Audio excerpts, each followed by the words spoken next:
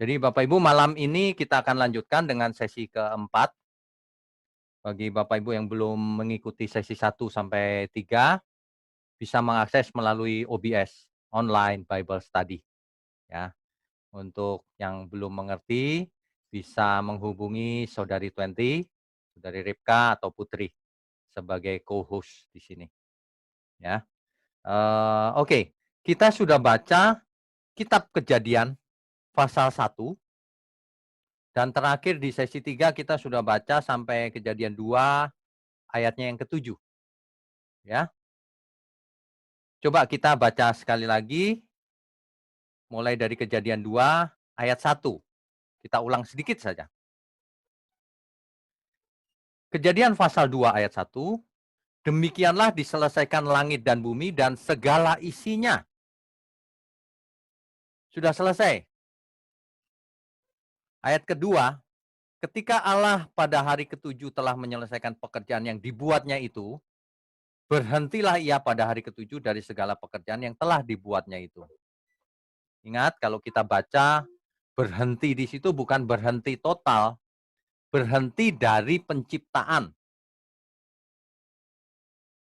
Nanti di Perjanjian Baru Tuhan Yesus yang menjelaskan, Bapakku bekerja sampai hari ini. Makanya kalau belajar itu tidak boleh hanya satu kitab Kejadian terus merasa mengerti, tidak boleh. Sebab kitab Kejadian itu baru permulaan yang menjadi landasan dari kebenaran firman sampai kitab Wahyu. Kita harus membacanya ke sana kemari supaya menjadi Alkitabiah, bukan ayatiah. Ya. Oke. Nah, kalau kita lanjutkan terus ada ayat yang penting yaitu ayat ke-7 sehubungan dengan topik kita manusia.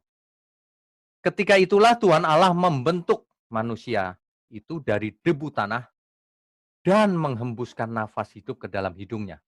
Demikianlah manusia itu menjadi makhluk yang hidup. Kita sudah belajar bahwa yang dihembuskan bukan angin atau oksigen, yang dihembuskan adalah roh Allah. Nismat Chayim. Roh Allah ini adalah Nismat Chayim. Itulah yang ketika manusia mempunyai keturunan, rohnya mereplikasi ke dalam keturunan itu. Nanti kalau ada Bapak Ibu yang belum mengerti bagaimana membaca Alkitab dengan benar, ada saja yang ngomong, sesat ini. Di Alkitab tidak ada tulisannya replikasi. Nah, begitu. Orang-orang seperti ini tidak akan pernah belajar kebenaran. Kita itu harus mengekstrak pengertian Alkitab dengan benar. Bukan tulisannya mana, pengertiannya ada apa tidak, gitu. Ya, kita akan membiasakan diri, latihan terus begitu. Ya, apalagi malam ini akan banyak latihan kita. Oke, nah kita masuk ke ayat 8 sekarang. Selanjutnya Tuhan Allah membuat taman di Eden. Di sebelah timur. Disitulah ditempatkannya manusia yang dibentuknya itu. Kita lihat langsung ke screen. Ya, saya share screen-nya ya. Oke. Jadi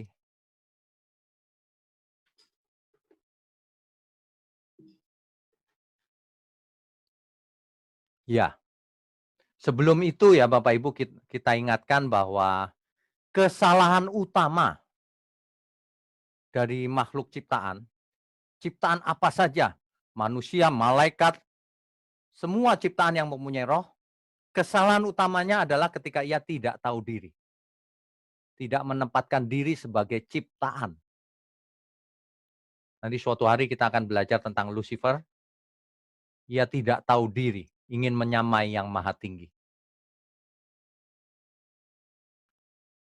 Rabu depan kita akan belajar sesi kelima, kejatuhan manusia ke dalam dosa. Nanti kita akan lihat kenapa manusia jatuh dalam dosa. Tidak tahu diri. Tidak menempatkan diri sebagai ciptaan. Nanti kita akan lihat itu. Ya, oke. Kejadian 2 ayat 8. Selanjutnya Tuhan Allah membuat taman di Eden di sebelah timur, disitulah ditempatkannya manusia yang dibentuknya itu. Kalau kita melihat, eee, apa namanya, manusia diciptakan lalu ditaruh di Eden oleh Allah, oleh Tuhan Allah, ya. Mengapa manusia ditaruh di Eden? Mengapa? Banyak dari kita itu merasa bahwa Eden itu adalah suatu taman yang indah, di mana manusia tidak usah bekerja, mau senang-senang aja begitu. Banyak orang yang bayangannya begitu tentang Eden, ya. Jadi kalau bayangan orang tentang Eden begitu, seperti anak-anak begitu, anak sekolah minggu, maka tidak akan mendapatkan intisari dari kebenaran. Kenapa Tuhan Allah menciptakan manusia tapi ditaruh di Eden? Nah, taman di Eden ini suatu taman yang bagaimana? Ini yang perlu kita mengerti juga. Apakah suatu taman yang indah, yang tidak berbahaya, atau suatu taman yang bagaimana? Ada beberapa orang yang mengatakan begini, kalau kita ngomong Taman Eden, dia langsung ngomong gini, "Bukan Taman Eden, Pak, taman di Eden." Begitu saja dipermasalahkan, aneh. Kita jangan suka membuat debat yang tidak penting. Intinya diambil, Taman di Eden, mau disebut Taman Eden, taman apa, Taman di Eden, Taman Eden, boleh saja, nggak masalah itu, jangan dipersoalkan yang begitu-begitu, ya. Oke. Nah, kenapa manusia ditaruh di Eden? Padahal kita tahu di Eden, nanti kita tahu bahwa di Eden itu, Eden bukan taman yang aman. Eden ini taman yang angker. Kenapa? Ada ular di sana, ya. Ingat, Taman Eden itu taman di mana Adam dan Hawa harus bekerja, harus berjuang, bahkan harus berperang. Karena di sana ada ular, bukan sembarang ular, ya. Coba kita lihat lagi. Bukan sembarang ular ini. Nanti kita akan lanjutkan. Jadi manusia ditempatkan taman di Eden. Ayat ke-9, lalu Tuhan Allah menumbuhkan berbagai-bagai pohon dari bumi yang menarik dan yang baik untuk dimakan buahnya. Manusia makan buah ketika itu. Itu artinya. Dan pohon kehidupan di tengah taman itu, serta pohon pengetahuan tentang yang baik dan yang jahat. Jadi Bapak Ibu harus dicamkan baik-baik mulai sekarang bahwa di taman di Eden itu ada dua pohon. Satu pohon kehidupan ada di tengah-tengah taman dan pohon pengetahuan tentang yang baik dan yang jahat. Ya. Nah, kalau Bapak Ibu ditanya, ini pohon harafiah atau pohon figuratif? Ini penting ini. Ini pohon secara fisik atau pohon kiasan? Kalau teolog suka debat tuh. Wah ini, oh ini alasannya itu gitu ya. Tapi ingat, kita harus melihat dalam konteks seluruh Alkitab. Bukan hanya satu ayat ini. Jadi ada dua pohon di tengah-tengah taman di Eden itu. Satunya pohon kehidupan, satunya pohon pengetahuan tentang yang baik dan yang jahat. Ini pohon beneran secara fisik atau pohon figuratif, kiasan? Nah, hati-hati untuk menjawab ini. Kita lanjutkan dulu ya. Jadi jangan buru-buru membuat kesimpulan. Ayat 10 sampai 14 nanti dibaca saja di rumah. Di sana dikisahkan ada sungai di Eden. Di taman itu ada sungai yang mempunyai 4 cabang. Sungai yang pertama namanya Pison, yang kedua Gihon, yang ketiga Tigris, yang keempat Sungai Efrat. Ya, yang keempat Sungai Efrat. Ingat, Eden ini fisik atau figuratif?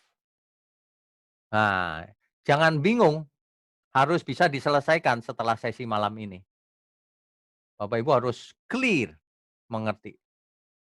Ya, oke. Berikutnya, Eden dikisahkan ada apa tadi? Ada 4 sungai.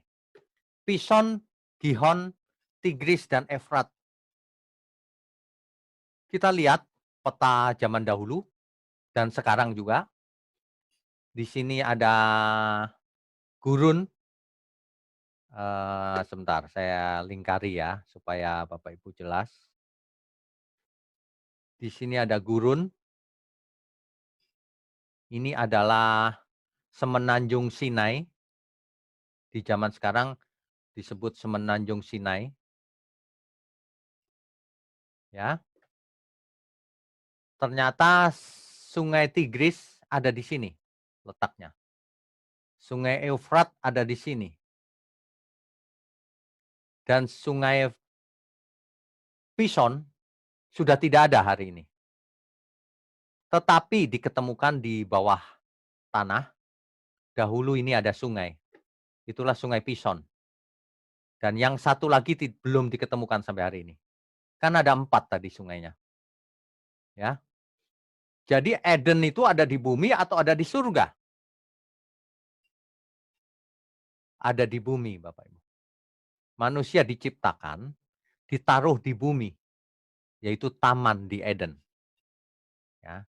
Tepatnya di mana? Kan ini letak sungai-sungainya ketahuan nih di mana. Tepatnya ada di mana? Nah, ini dia. Tepatnya kita akan lihat. Diperkirakan lokasi Eden ada di sini. Sekitar sebelah kanannya Semenanjung Sinai ini atau di atas sana Eden. Nah, tapi ini adalah kemungkinan-kemungkinan. Kalau Bapak Ibu tidak setuju, ya silakan juga. Tapi kemungkinannya 2 ini, tidak ada kemungkinan yang lain. Ya. Bapak Ibu ingat, kita belajar Alkitab itu harus tepat, harus presisi. Khususnya yang berhubungan dengan inti Alkitab. Harus presisi. Sebab kalau tidak, kita sendiri yang rugi. Pikiran kita akan ruwet dan nggak nyambung nanti dengan kisah-kisah berikutnya. Ya, oke. Jadi kalau kita lihat ciri-ciri taman di Eden itu ada 4 sungai. Hari ini 3 sungai dideteksi, 2 masih ada, 1 sudah di bawah tanah, 1 lagi belum diketemukan sampai hari ini. Ya, itu adalah ciri-ciri Eden. Kita lanjutkan.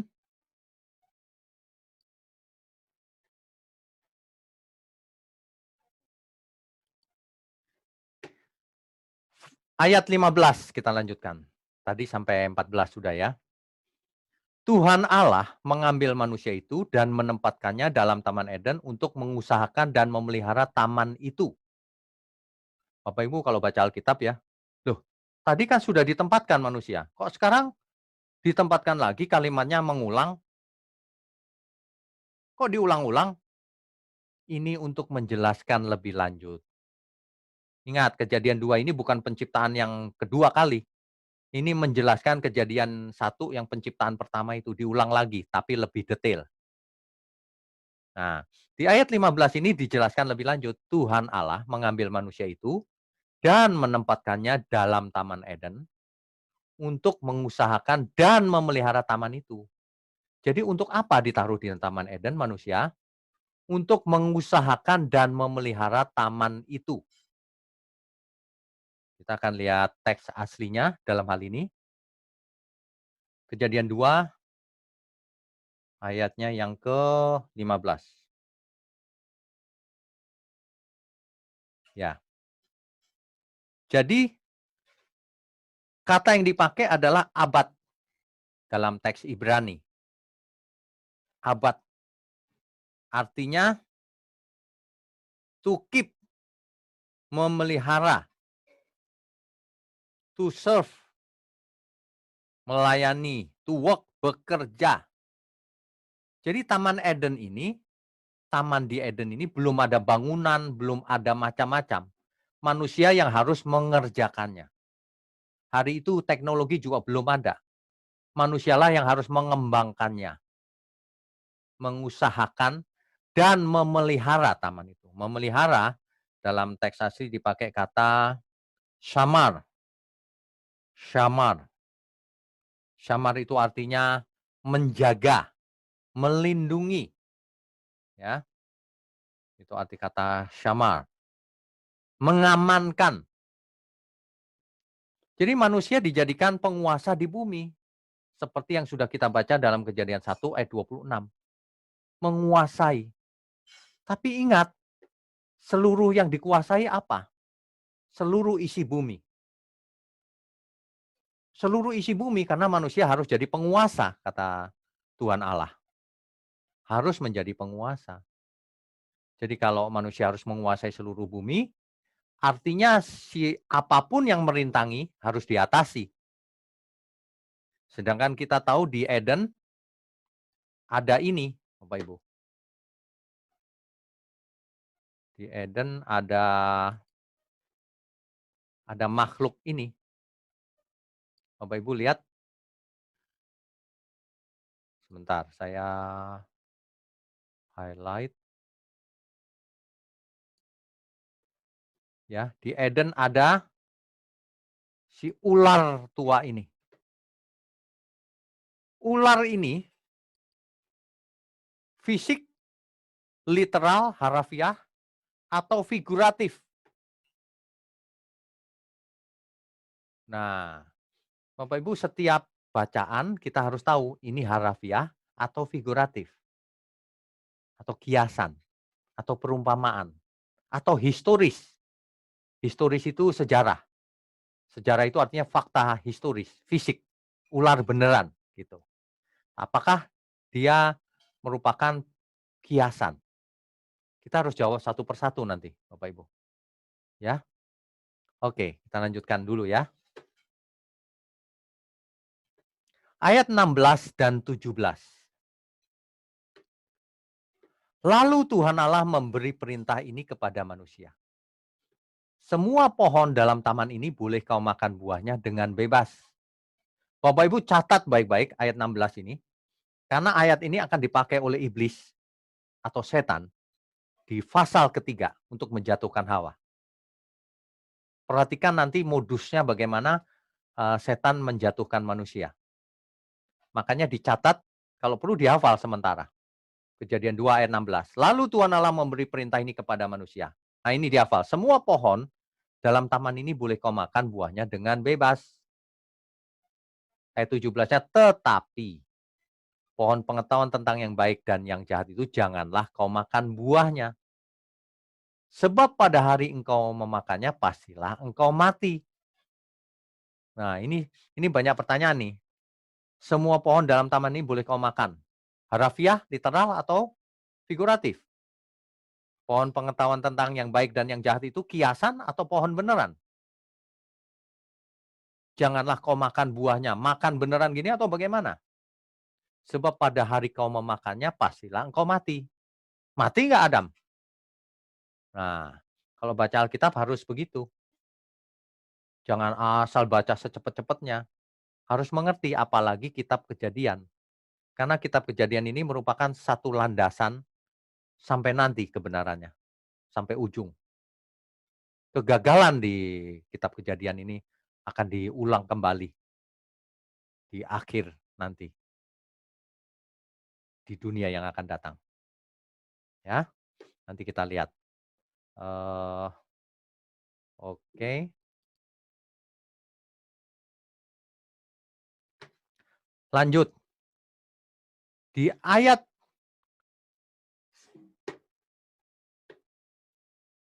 di ayat 18, Bapak Ibu.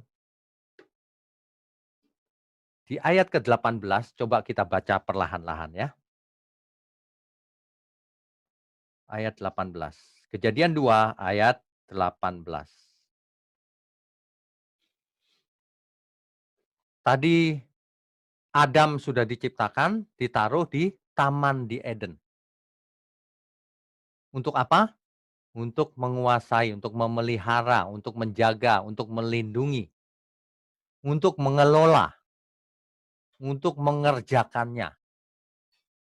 Jadi waktu diciptakan belum ada rumah, belum ada macam-macam. Bahkan binatang pun belum ada namanya. Adamlah yang harus memberi nama. Ya, oke. Ayat 18. Tuhan Allah berfirman, tidak baik kalau manusia itu seorang diri saja. Aku akan menjadikan penolong baginya yang sepadan dengan dia. Nah, ini sangat-sangat penting. Pada mulanya Tuhan menciptakan Adam itu tidak baik kalau seorang diri. Maka diciptakan penolong yang sepadan. Ini penolong yang sepadan ini dimengerti orang sebagai yang cara berpikirnya sama. Yang semuanya mirip, sama. Bukan.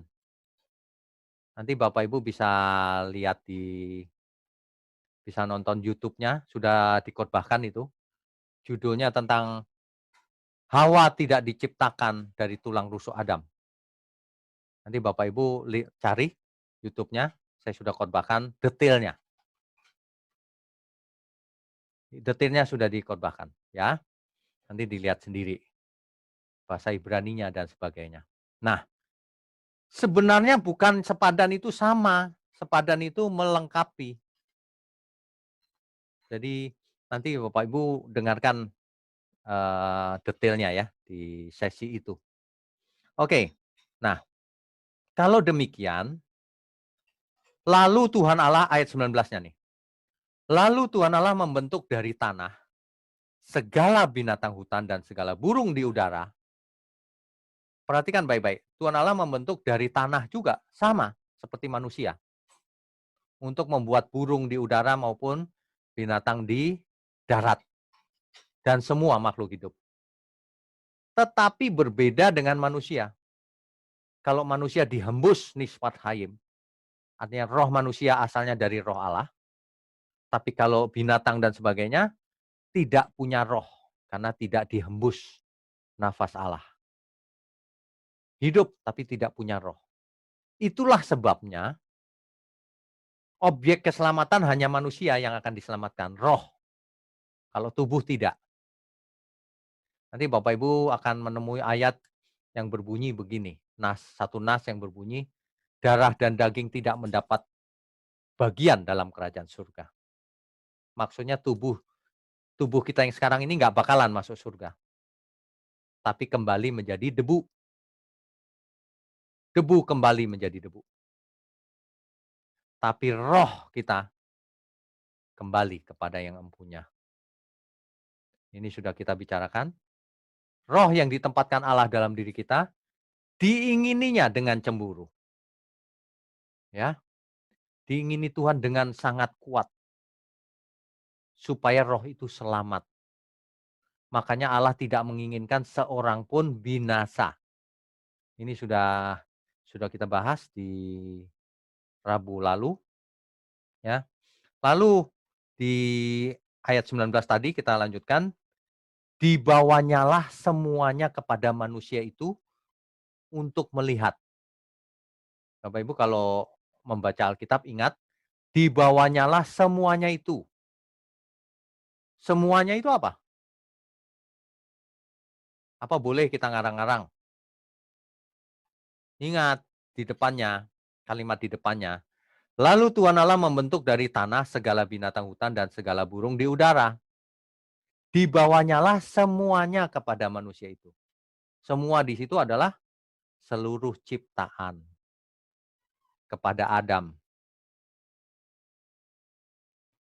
untuk dilihat-lihat. Bagaimana ia menamainya dan seperti nama yang diberikan manusia itu kepada tiap-tiap makhluk yang hidup, demikianlah nanti nama makhluk hidup itu. Ya, ayat 20. Manusia itu memberi nama kepada segala ternak. Semua dikasih nama oleh Adam. Kepada burung-burung di udara dan kepada segala binatang hutan, tetapi, ada tetapinya nih, baginya sendiri, ia tidak menjumpai penolong yang sepadan dengan dia.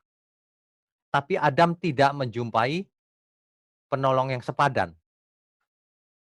Dari semua ciptaan itu, Adam tidak menemuinya. Apa yang dilakukan oleh Tuhan? Nah, ini yang penting nih. Ayat 21. Bapak Ibu kalau belajar pendalaman Alkitab tidak boleh, kok ayatnya banyak sekali, justru ini pendalaman Alkitab dan harus dimengerti. Sebagian Bapak Ibu kok lama sekali bahasnya, cepetan bacanya. Tidak, kita tidak akan cepat-cepat, kita justru mau mendalami artinya.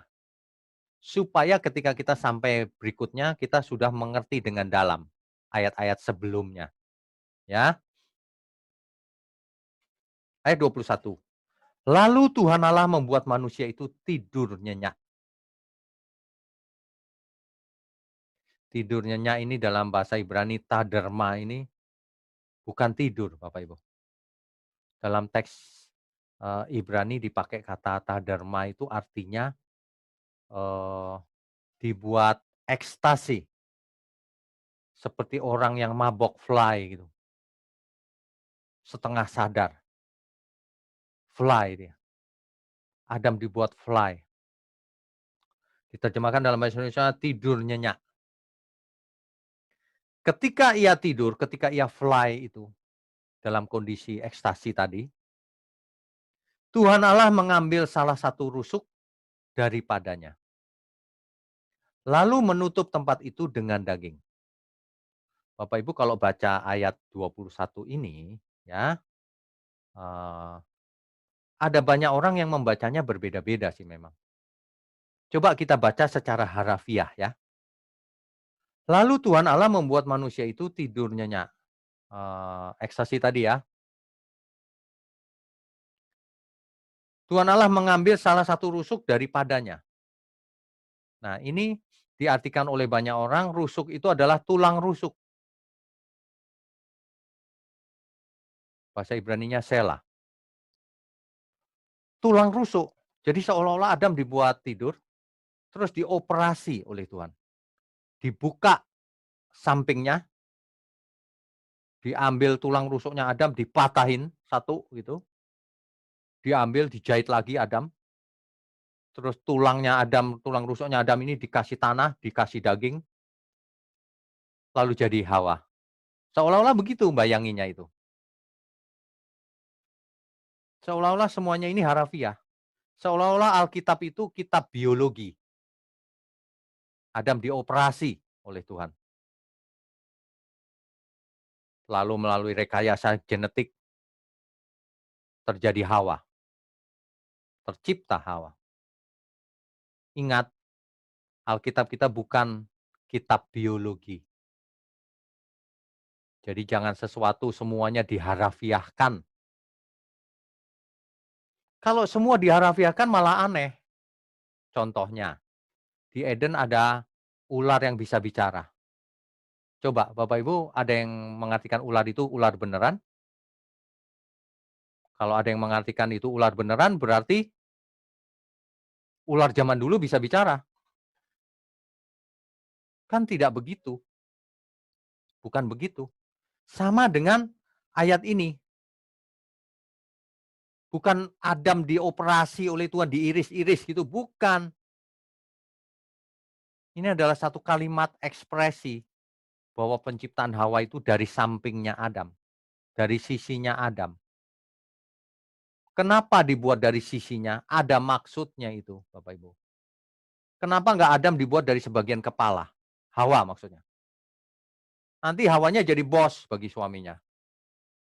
Kenapa nggak dibuat dari telapak kaki Adam sedikit aja? Nanti diinjak-injak sama Adam, tapi dibuat dari samping supaya sejajar, dekat di hati supaya dicintai. Ada maksudnya. Jadi bukan diiris-iris begitu. Ini figuratif, ya. Bagaimana cara menciptakan Hawa? Ya detailnya kita nggak bakalan tahu. Biar ahli genetik sekarang, biar ahli bedah sekalipun nggak bakalan tahu. Bagaimana seorang manusia bisa dibelah, diambil, terus jadi manusia lain. Nggak bisa, hanya Tuhan yang bisa. Ini tentu figuratif, bukan Adam diiris-iris atau diambil tulangnya gitu, dioperasi gitu, bukan. Kita harus tahu. Nah, itu juga ada di khotbah di YouTube sudah dikhotbahkan, ya nanti dilihat, detailnya. Yang menjadi inti kebenaran itu adalah Hawa itu tempatnya di samping Adam, bukan jadi kepala, bukan jadi bawahan, di samping, mendampingi Adam, pendamping, penolong yang sepadan. Ibarat Adam itu harus berperang, si Hawa membawa senjata, membantu Adam, menolong Adam. Sama hari ini juga begitu. Implikasinya apa Bapak Ibu? Kalau tidak baik manusia itu seorang diri, lalu diciptakan Hawa. Implikasinya apa dalam hidup kita? Artinya, sebentar Bapak Ibu.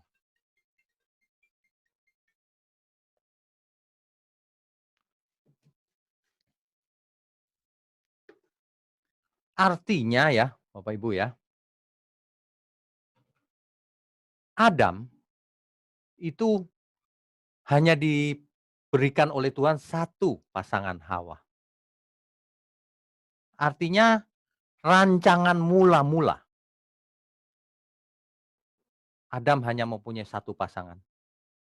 Itulah perkawinan yang ideal, pernikahan yang digagas oleh Tuhan sendiri. Yaitu satu dengan satu, monogami. Itulah sebabnya perkawinan yang benar monogami, bukan poligami.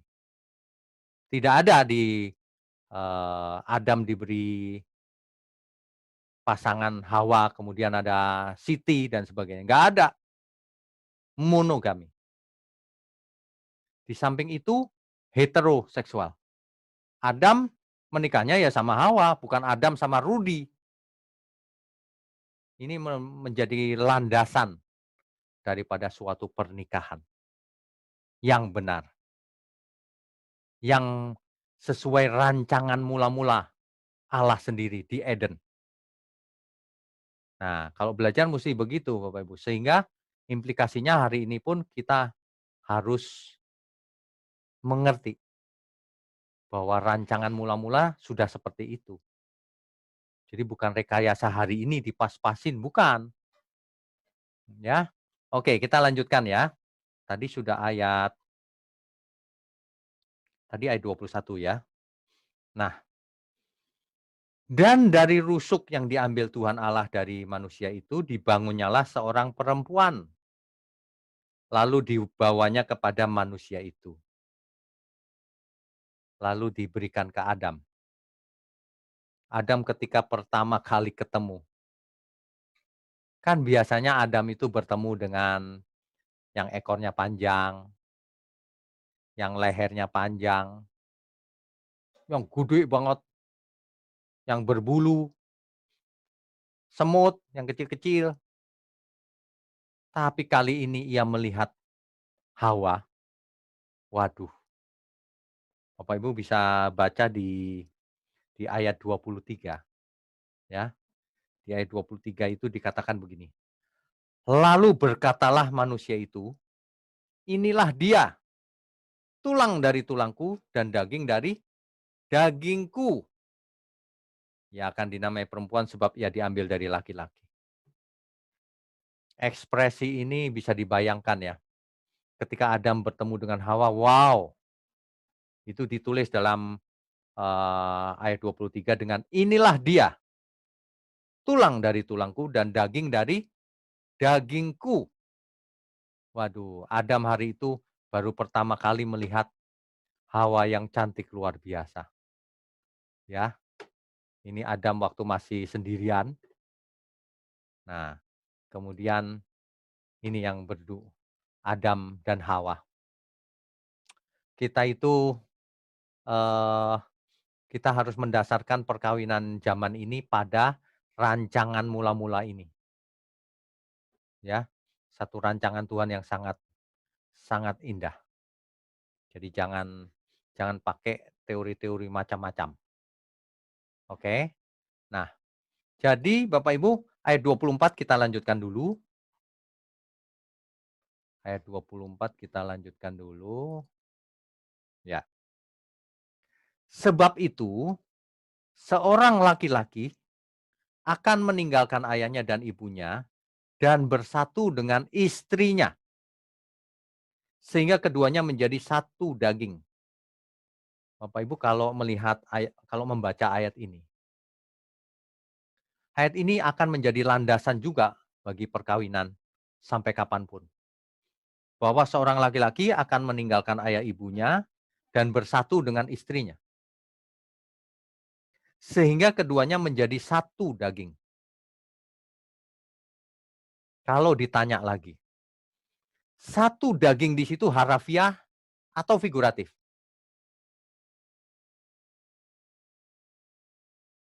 Ada nggak seseorang yang menikah, katanya dua menjadi satu, bukan? Ada nggak yang menikah lalu nempel terus kemana-mana jadi satu? Kan secara fisik tetap dua, kan secara pribadi juga tetap dua, tapi dianggap satu daging. Apa artinya? Figuratif. Nah, jadi Bapak Ibu harus bisa mengekstrak, oh ini figuratif, oh ini bukan. Ada yang bertanya waktu itu, saya pernah ditanya, mungkin nggak Tuhan menciptakan manusia lain, Adam-Adam lain di setiap negara? Jadi di China sana ada Adamnya, di Afrika ada Adamnya. Saya jawab, menurut Alkitab tidak. Alkitab hanya menceritakan ada satu saja taman di Eden. Itulah permulaan manusia dan bukan evolusi. Langsung diciptakan jadi manusia. Hawa juga langsung jadi manusia, ya. Jadi kalau laki-laki akan meninggalkan ayahnya dan ibunya, fisik atau figuratif? Meninggalkan di situ maksudnya apa? Tentu bukan fisik, bukan? Kalau meninggalkan fisik tuh saya nggak mau ketemu lagi, kan nggak begitu. Artinya, seorang laki-laki harus bertanggung jawab dalam rumah tangganya. Artinya orang tua tidak boleh campur tangan terlalu jauh, karena sudah urusannya berbeda rumah tangga, kan begitu. Bersatu dengan istrinya menjadi satu daging. Satu daging tentu figuratif. Apa artinya? Menjadi satu, mati bersama, hidup bersama, ke surga bersama kalau bisa. Ini kita ngomong yang ideal ya. Kan mestinya begitu. Belajar kebenaran bersama, bertobat bersama, menjadi satu daging. Milikmu ya milikku, kan begitu. Nah, demikian kalau mau baca Alkitab, meskipun kita tidak terlalu jauh membahas, kata Ibraninya, tapi kita harus mengerti teks konteksnya. Sebab kalau mau bahas Ibraninya bisa saja, tapi, kan banyak, Bapak Ibu yang awam Ibrani ya, nanti terlalu jauh. Tapi intinya adalah meskipun tidak terlalu jauh bahas Ibrani, tapi konteksnya harus tetap ditangkap intinya. Kita ngomong inti-intinya ini, kita bicara soal intinya, ya. Nah, sampai di sini kita lanjutkan tinggal satu ayat, pasal 2 ayat 25. ayat 25. Mereka keduanya telanjang, manusia dan istrinya itu, tetapi mereka tidak merasa malu. Mengapa mereka tidak malu? Ini ada arti penting loh. Mengapa Adam dan Hawa telanjang tapi tidak malu? Kalau manusia hari ini kenapa malu? Memangnya Adam dan Hawa beda dengan kita? Fisiknya, bentuknya? Kan sama. Matanya juga dua begini. Jenis kelaminnya juga cuma ada dua, laki-laki atau perempuan. Adam itu laki-laki, Hawa itu perempuan atau wanita. Kan begitu. Kenapa telanjang tapi tidak malu? Apa sih yang membuat malu? Kenapa manusia bisa malu? Tentu saja yang membuat beda adalah mindset-nya, persepsinya tentang malu. Kenapa mesti malu? Nah, jadi ayat 25 ini menjelaskan secara tidak langsung bahwa Adam dan Hawa itu masih polos, masih belum ada gambaran tentang, yang tidak benar, yang malu dan sebagainya, belum ada gambaran tentang itu. Makanya masih polos, belum punya kodrat dosa juga, jadi polos. Tentu saja belum sempurna, tapi polos, tidak punya konsep tentang malu dan sebagainya. Inilah, eee, kisah di mana manusia diciptakan sampai ketemu pada pasangan hidupnya, Hawa. Nanti di Rabu depan kita akan lanjutkan bagaimana si setan ini mulai mulai menggoda dan menjatuhkan. Kenapa manusia jatuh dalam dosa? Bagaimana manusia bisa jatuh? Apa sih yang menyebabkan? Manusia hari ini juga gitu, kenapa bisa jatuh dalam dosa? Kenapa selingkuh? Kenapa mencuri? Kenapa membunuh? Kenapa sombong? Luar biasa. Kenapa licik? Nah, ini bermula di Eden mula-mula. Nanti Rabu depan kita lanjutkan dengan pasal 3 ya Bapak Ibu ya. Kita lanjutkan dulu. Jadi ketika Adam dan Hawa bertemu, diketemukan oleh Tuhan, maka Adam begitu luar biasa bahagia. Terbukti dari kalimatnya, "Inilah tulang dari tulangku, daging dari dagingku." Waduh luar biasa Adam. Ini pasangan ideal, tapi mereka berdua masih polos. Belum sempurna, tapi juga belum berdosa. Ingat, ketika Tuhan menciptakan makhluk ciptaan apapun, tidak mungkin Tuhan menciptakan sesuatu yang jahat. Tidak mungkin ada yang keluar dari Tuhan kejahatan, tidak mungkin. Contohnya Adam dan Hawa.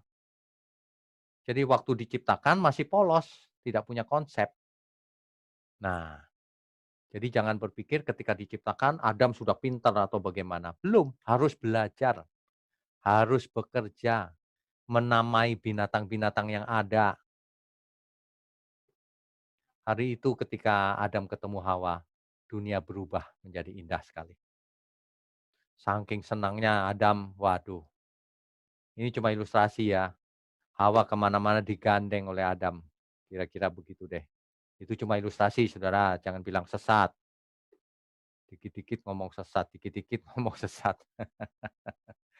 Oke, ya. Eh, Bapak Ibu harus mencatat yang penting-penting.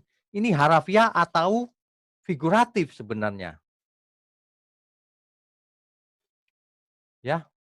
Jadi coba kita eh, diskusikan sebentar bahwa Adam diciptakan Tuhan, Tuhan Allah, ditaruh di Eden. Adam figuratif atau manusia beneran? Tentu manusia beneran, Adam, ya. Dihembus nafas Allah, bukan ditiup, bukan begitu. Kita nggak tahu nafas Allah dihembus, caranya kok bisa menjadi roh kita. Itu beneran, dihembus nafas Allah, artinya rohnya diberikan oleh Allah, ya. Lalu Adam ditempatkan di Eden. Eden itu nama tempat fisik, lokasi di bumi, atau lokasi di surga, atau figuratif. Berdasarkan keterangan, ada 4 sungai tadi, hari ini pun diketemukan 3 sungai, satunya di bawah tanah, ada lokasinya di Timur Tengah, tadi petanya sudah kita lihat. Artinya Eden itu ada di bumi, dan itu fisik, literal, Eden, taman di Eden. Di taman itu di tengah-tengahnya ada 2 pohon. Satu pohon kehidupan, satunya lagi pohon pengetahuan baik dan jahat. Tentang 2 hal ini, kita akan bahas di Rabu depan apakah figuratif atau fisik atau literal atau harafiah, ya. Nah, ketika Hawa diciptakan dari sisinya Adam, rusuk atau bahasa Ibraninya sela, itu figuratif atau harafiah? Apakah Adam benar-benar diiris, rusuknya sini lalu diambil beneran gitu, lalu dijahit, operasi gitu, Adam dibius dulu, dibuat tidurnya itu dibius dulu, lalu dikasih debu tanah gitu, harafiah begitu, lalu jreng jadi Hawa. Apakah begitu cara berpikirnya? Nah, sebenarnya proses penciptaan manusia itu kita tidak tahu. Kalau Alkitab bercerita seperti itu, supaya kita punya gambaran singkat saja. Bagaimana? Debu kok bisa jadi daging ini? Kan prosesnya kita juga nggak tahu. Tuhan yang lakukan. Tapi yang kita perlu tahu adalah bahwa kita itu diciptakan Tuhan dari tidak ada menjadi ada. Bahannya debu, lalu roh kita dari Allah, lalu diberi pasangan, pasangannya tidak boleh sejenis, pasangannya harus berlawanan jenis, dan hanya satu, monogami. Ya, nah semuanya ini menjadi landasan bagi kita berpikir sebelum kita jauh kemana-mana. Tapi ada sesuatu yang menarik, coba kita eh, lihat di sini sebentar.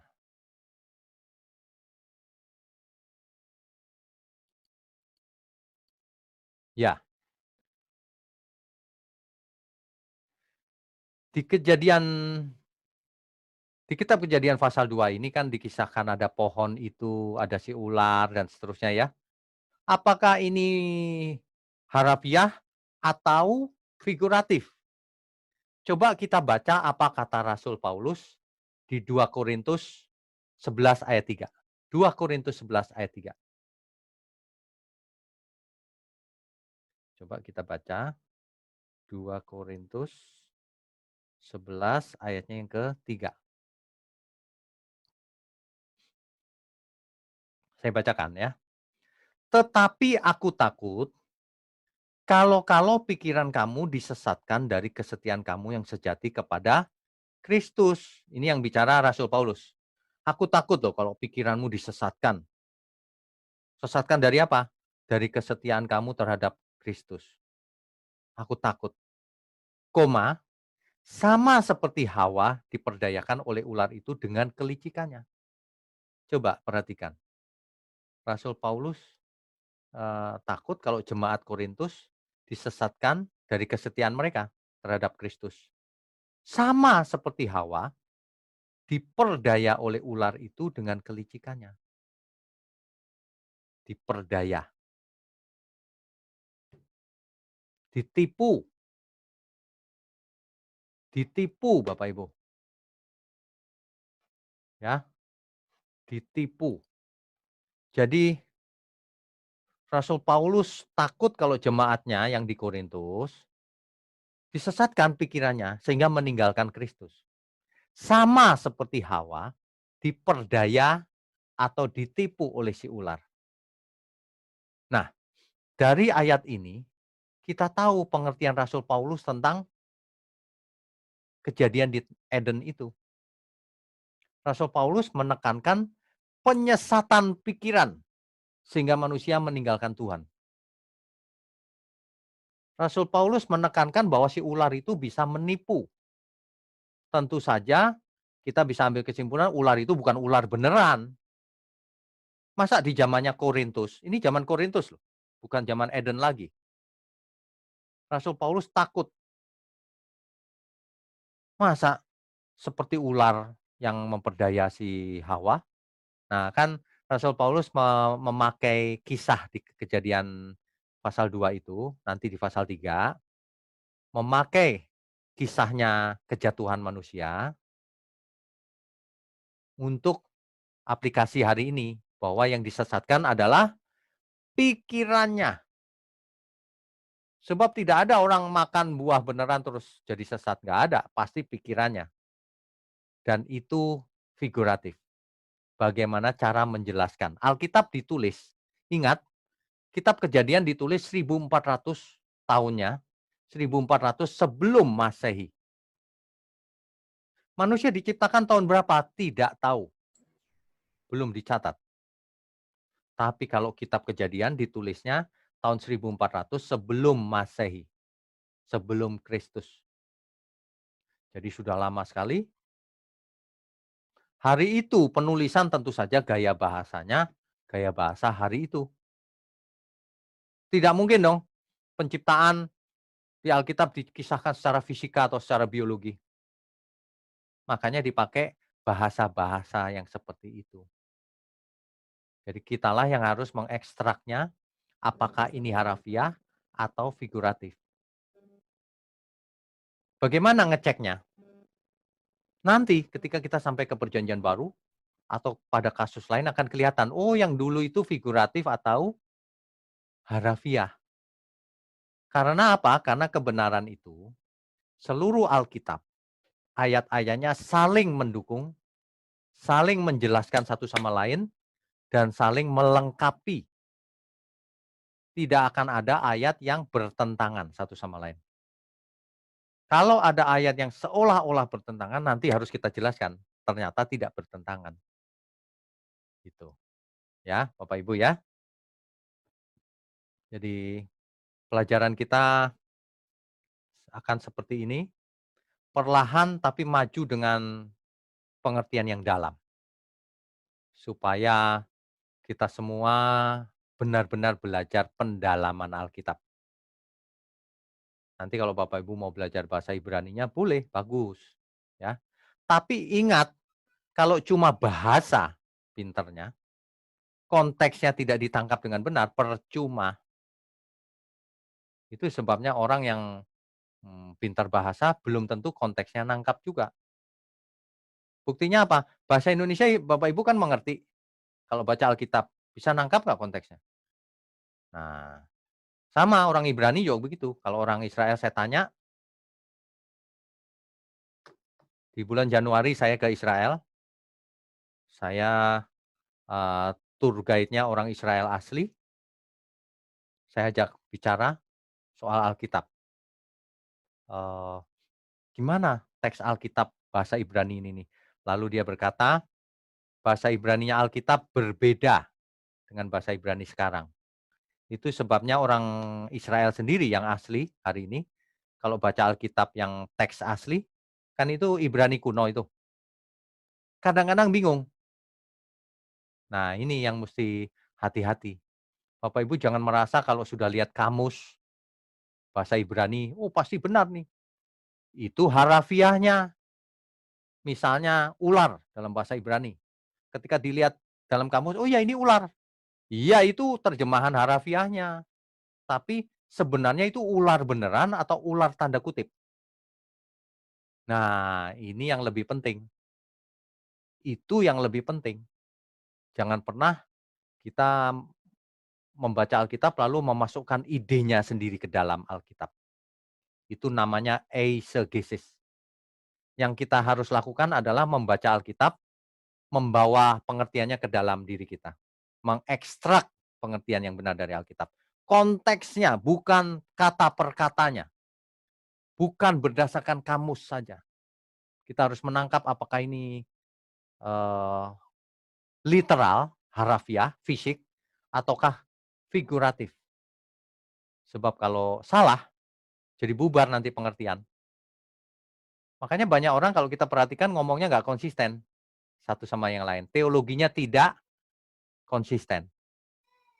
Teologinya tidak terintegrasi dengan sempurna. Satu sama lain bertentangan. Pasti salah. Karena Alkitab kita tidak pernah bertentangan satu sama lain.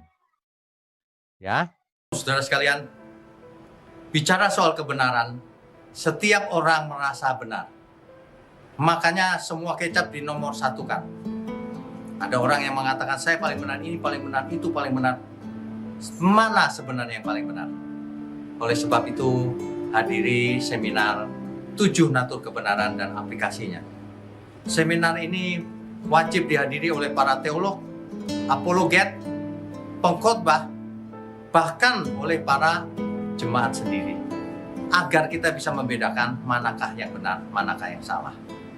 Inilah alat uji kebenaran yang sangat objektif dan alkitabiah. Pastikan saudara ikut dan ajak seluruh saudara dan sahabat-sahabat. Bapak-bapak dan ibu-ibu yang terkasih dimanapun berada, yuk kita belajar pelajaran Alkitab bersama secara online. Setiap hari Rabu jam 7 malam bersama pendeta Bapak Wiknyo Tanto secara online, bisa melalui Zoom. Tetapi kita harus mendaftarkan dulu ke nomor berikut ini. Selamat bergabung dan Tuhan Yesus memberkati.